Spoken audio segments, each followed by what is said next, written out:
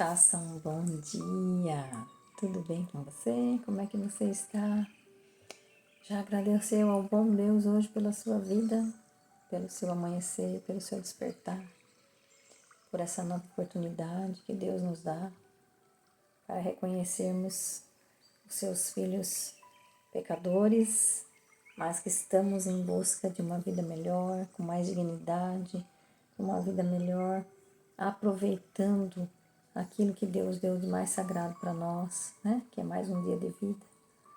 Aproveitando esse dia que Deus nos deu para que, quando a gente encontrar pessoas na rua, a gente possa falar desse maravilhoso Deus, a gente possa levar a sua mensagem, a salvação, levar a boa nova, a boa notícia que Jesus mandou nós falarmos.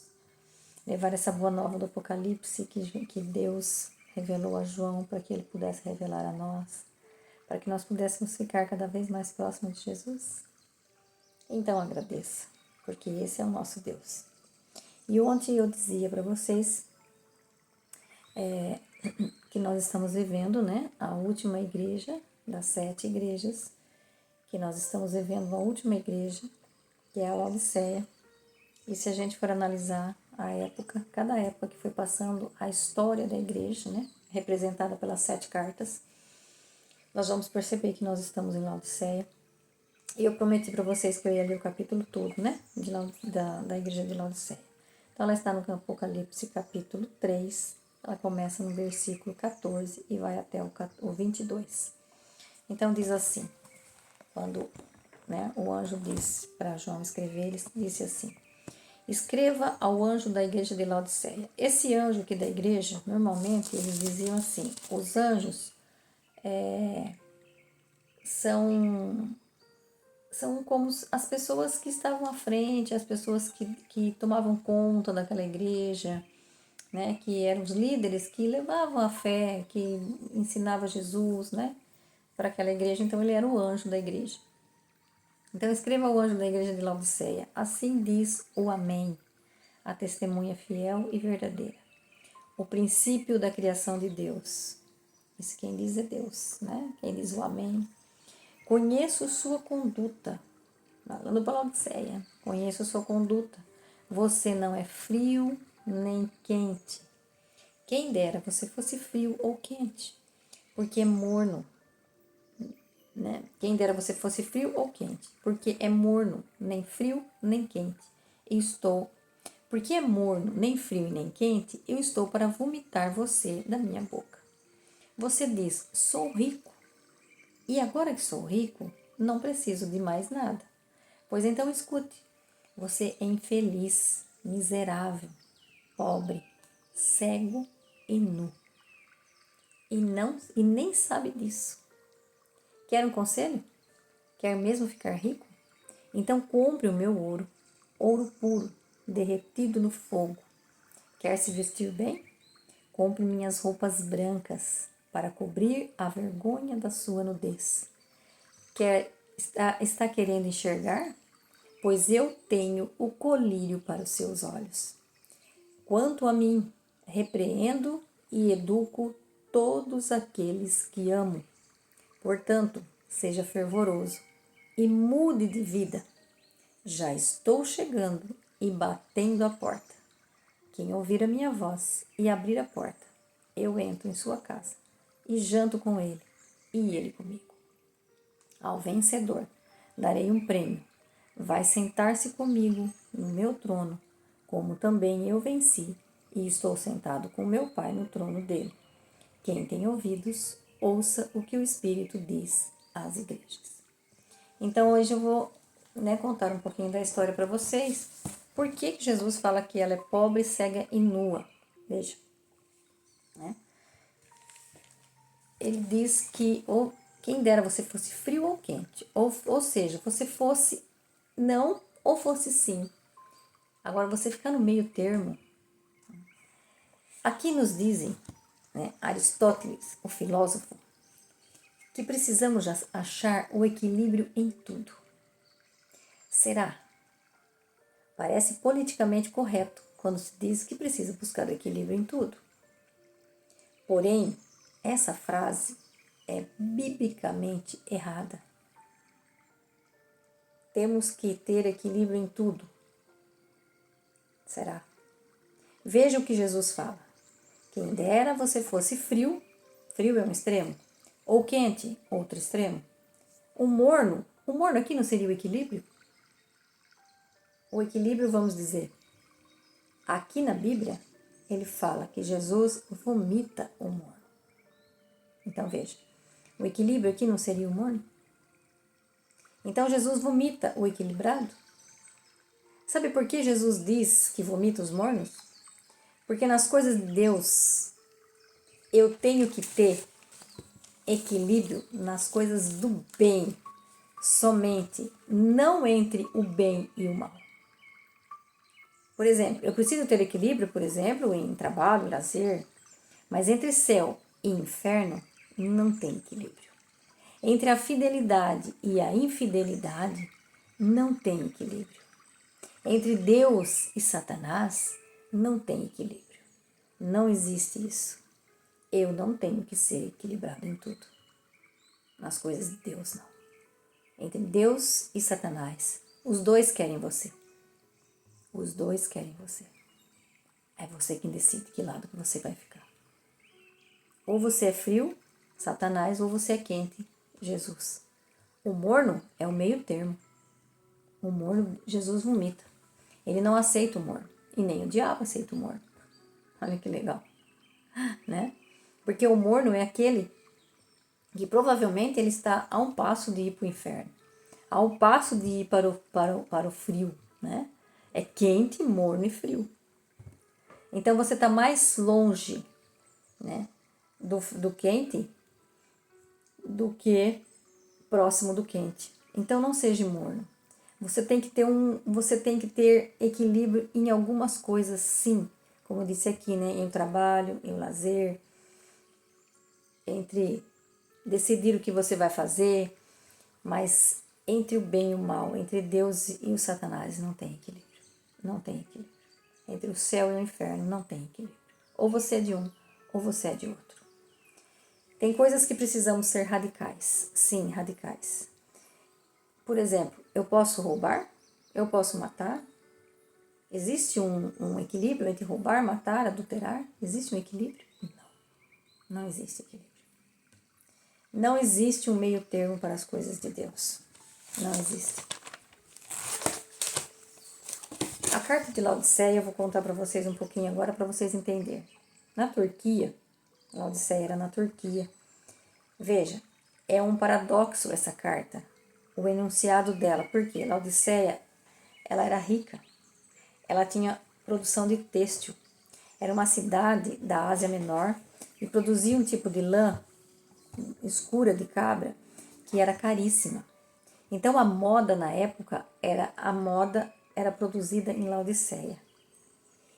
E se ela produzia roupas, era eles de Laodiceia que produziam roupas, e no entanto Jesus diz para João escrever que ela estava nua. Falar para uma cidade que produz roupa e dizer que ela está nua, veja, é o mesmo que dizer para, por exemplo, uma cidade aí, por exemplo, a cidade de Olambra, né? Que ela tem flores, e chega lá, você mandar uma carta lá para eles e dizer assim, vocês são nus de flores. Então, Laodiceia era tão rica que o povo fazia piada, né? Quando chovia, dava temporal, que tinha os relâmpagos, falava assim, olha lá, Deus tirando foto de Laodiceia. É interessante. Para se ter ideia, nos anos 60, houve um terremoto na região, né? E afetou Laodiceia. E a cidade, ela demonstrou extremo orgulho e autossuficiência ao recusar a ajuda financeira do Império Romano. Ela foi reconstruída com recursos próprios da cidade.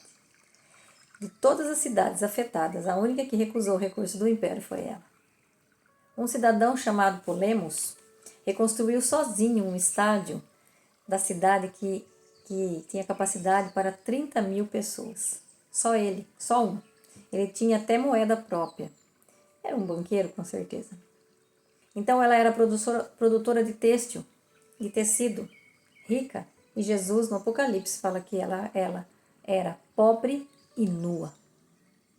E para completar a ironia da carta da Apocalíptica, Laodiceia tinha a maior escola de oftalmologia de toda a Ásia Menor. Inclusive, ela fazia várias cirurgias de catarata naquela época. Então, veja, Jesus chama ela de cidade. Ela era uma cidade rica, olha, era uma cidade rica, produtora de colírios para óleos, fazia cirurgia de cataratas, produtora de têxtil de tecido, e Jesus a chama de pobre, cega e nua. E é por isso que ele vai falando, você diz que sou rico, e agora que sou rico não preciso de mais nada, então você é infeliz e miserável, pobre, cego e nu, e nem sabe disso. E aí ele fala, quer um conselho, né? Queres mesmo ser rico? Então compre ouro e prata derretido no fogo, ou seja, aquilo que você passa pelo fogo. O homem, o ferro é fundido, né? Pelo ferro, e o homem é pelo outro homem. Ou seja, você tem que ser humilde, não arrogante. Você tem que ser uma pessoa que tem um coração quebrantável.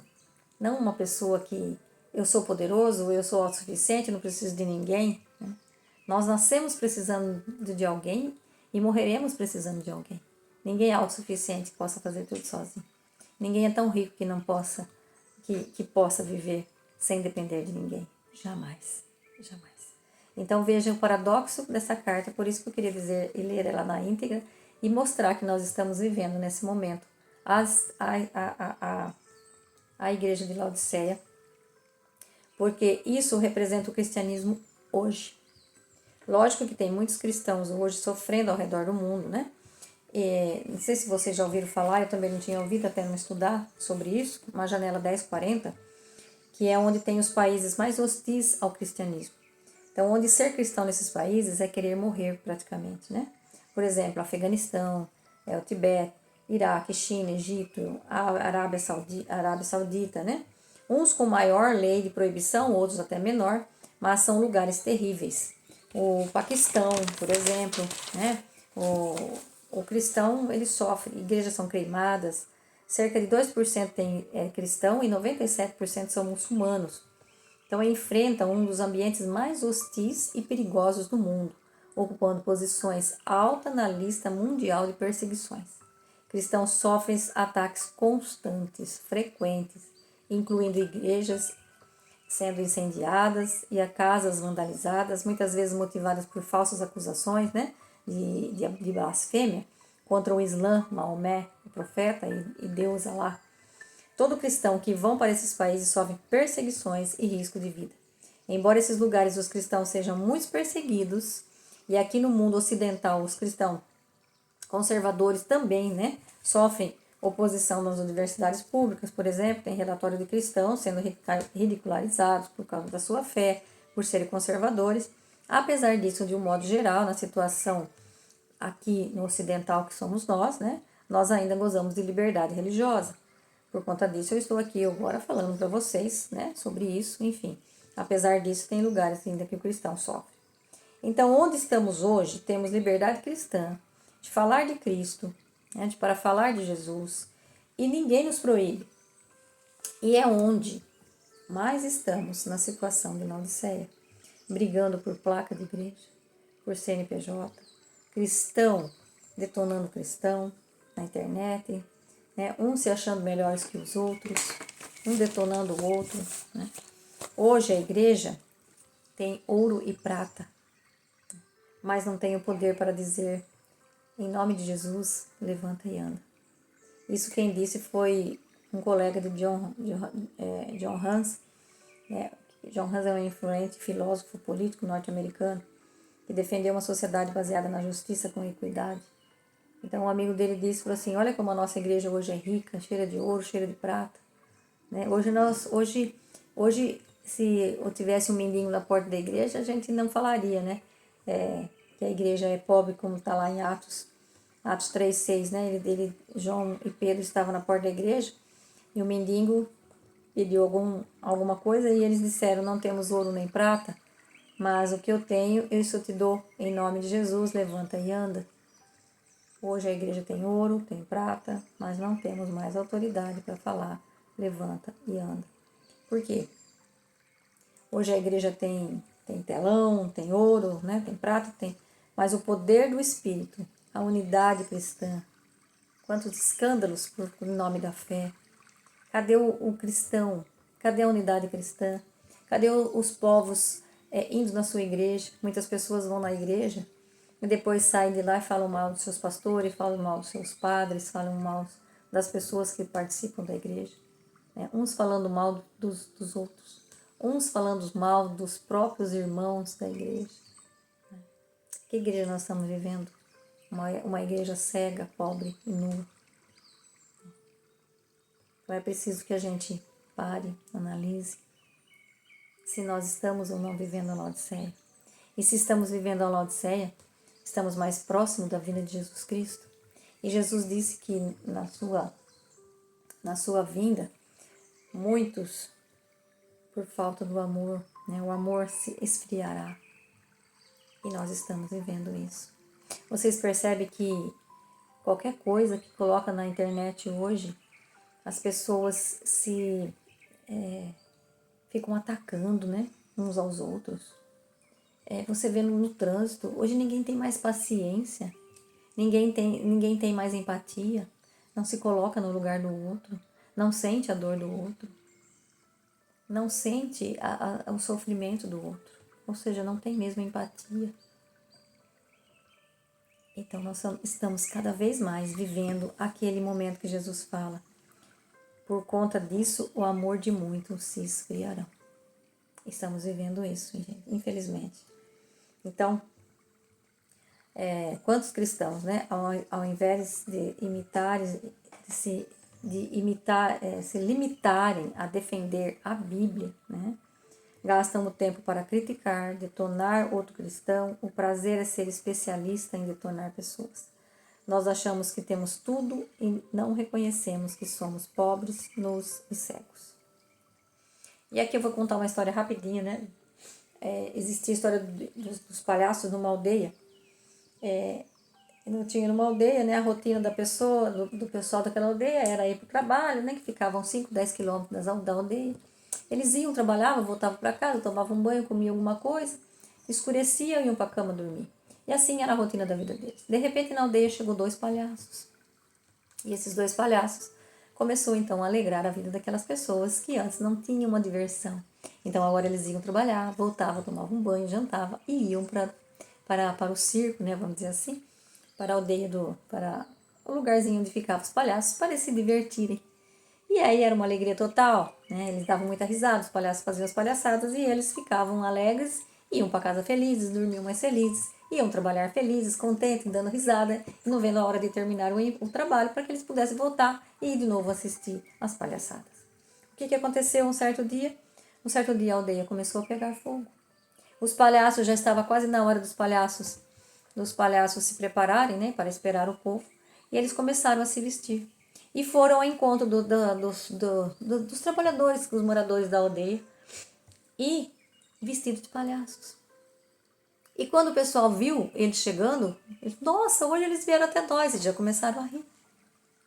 Começaram a rir. E os palhaços gritavam, fogo, fogo, fogo. E quanto mais eles gritavam fogo, mais eles riam. Mais eles riam. E aí, o que aconteceu? A aldeia toda se queimou. Queimou a aldeia, queimou as casas, queimou o lugarzinho que os palhaços faziam as palhaçadas. Conclusão, moral da história. O que a gente, né? O que a gente tira dessa história? O que a gente pode dizer desses palhaços, né? Os palhaços, o que vos parece? Onde está o problema? Com a mensagem ou com os mensageiros?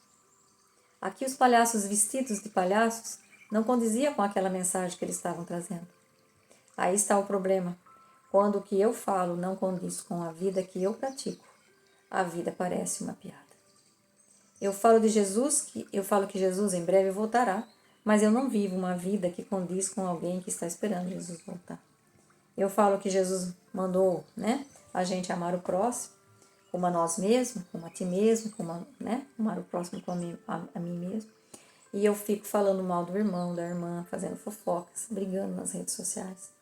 Aonde está o amor que Jesus nos ensinou e nos mandou praticar? Ame o próximo como a ti mesmo. Ame uns aos outros como eu vos amei. Onde está o amor que ele nos ensinou a viver? Onde está?